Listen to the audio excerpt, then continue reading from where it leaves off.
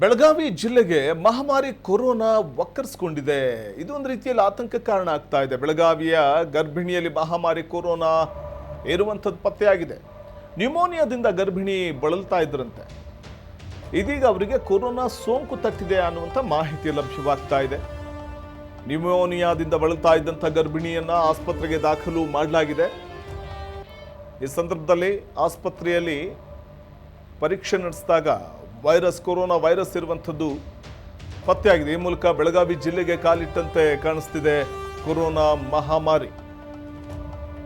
2019, 20, 21ರ ಅವಧಿಯಲ್ಲಿ ಕೊರೋನಾ ಸೋಂಕು ವಿಶ್ವದಾದ್ಯಂತ ಪಸರಿಸಿದ ಸಂದರ್ಭದಲ್ಲಿ ಅಪಾರ ಸಾವು ನೋವು ಉಂಟಾಗಿದ್ದು ನಾವು ನೋಡಿದ್ವಿ. ಅಕ್ಷರಶಃ ಬೆಚ್ಚಿ ಬೀಳಿಸಿತ್ತು ಕೋವಿಡ್ ಸೋಂಕಿತ ಪ್ರಕರಣಗಳು ವ್ಯಾಪಕವಾಗಿ ಹರಡಿದಾಗ. ಇನ್ನೇನು ಕೊರೋನಾ ಸೋಂಕು ತೊಲಗಿ ಹೋಯಿತು ಅನ್ನುವಾಗ ಮತ್ತೆ ಆ ಸೋಂಕಿತ ಪ್ರಕರಣಗಳು ಸದ್ದು ಮಾಡ್ತಾ ಇರುವಂಥದ್ದು ಆತಂಕಕ್ಕೆ ಕಾರಣವಾಗ್ತಾ ಇದೆ.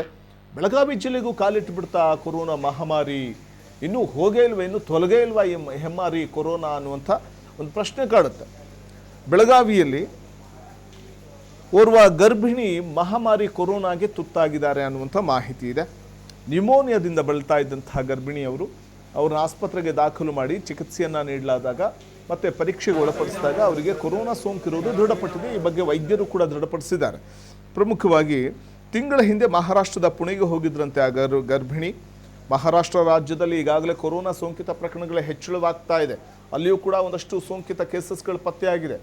ಈ ಸಂದರ್ಭದಲ್ಲೇ ಕೆಲ ತಿಂಗಳುಗಳ ಹಿಂದೆ ಮಹಾರಾಷ್ಟ್ರಕ್ಕೆ ಹೋಗಿದ್ದಂಥ ಮಹಿಳೆ ಬೆಳಗಾವಿಗೆ ಬಂದಂಥ ಸಂದರ್ಭ, ಆಕೆ ನ್ಯೂಮೋನಿಯಾದಿಂದ ಬಳಲ್ತಾ ಇದ್ದಾರೆ ಅಂತ ಆಸ್ಪತ್ರೆ ದಾಖಲು ಮಾಡಿ ಪರೀಕ್ಷೆಗೆ ಒಳಪಡಿಸಿದಾಗ ಆಕೆಗೆ ಕೊರೋನಾ ಸೋಂಕಿದೆ, ಕೋವಿಡ್ ಪಾಸಿಟಿವ್ ಅನ್ನುವಂಥದ್ದು ಗೊತ್ತಾಗ್ತಾ ಇದೆ.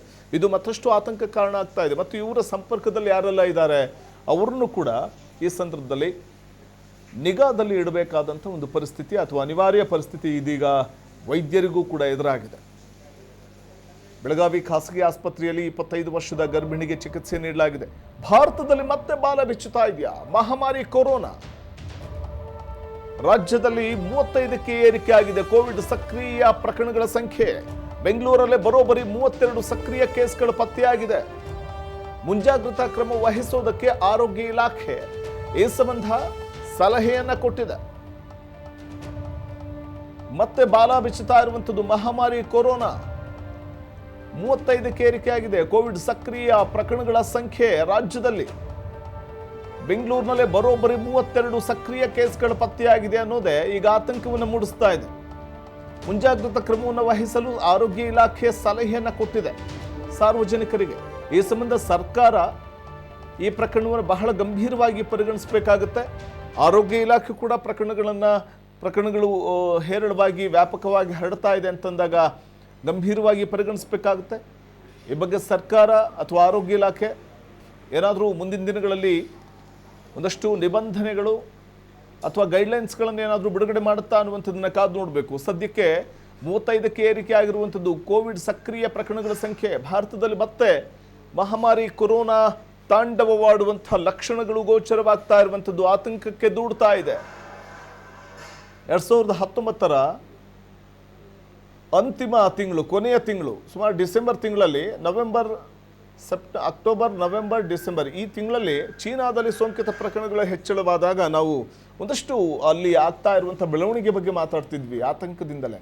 ಆದರೆ ಯಾವಾಗ ಭಾರತಕ್ಕೂ ಕಾಲಿಡುತ್ತೋ, ಯಾವಾಗ ನೋಡಿ ರಾಜ್ಯದ ಕಲಬುರಗಿಯಲ್ಲಿ ಮೊದಲ ಪ್ರಕರಣ ದಾಖಲಾಗುತ್ತೆ ಮೊದಲ ಕೋವಿಡ್ ಸಂದರ್ಭದಲ್ಲಿ, ಆಗ ವಿಶ್ವವ್ಯಾಪಿ ವ್ಯಾಪಿಸಿದಾಗ ಭಾರತದಲ್ಲಿ ಅಪಾರ ಸಾವು ನೋವುಗಳು ಉಂಟಾದಾಗ ಎಷ್ಟು ಕಣ್ಮುಂದೆ ಇದೆ ಅಪಾರ ಸಾವು ನೋವುಗಳು ಉಂಟಾಗಿದ್ದು, ಅನೇಕರು ಸಾವನ್ನಪ್ಪಿದ್ದು.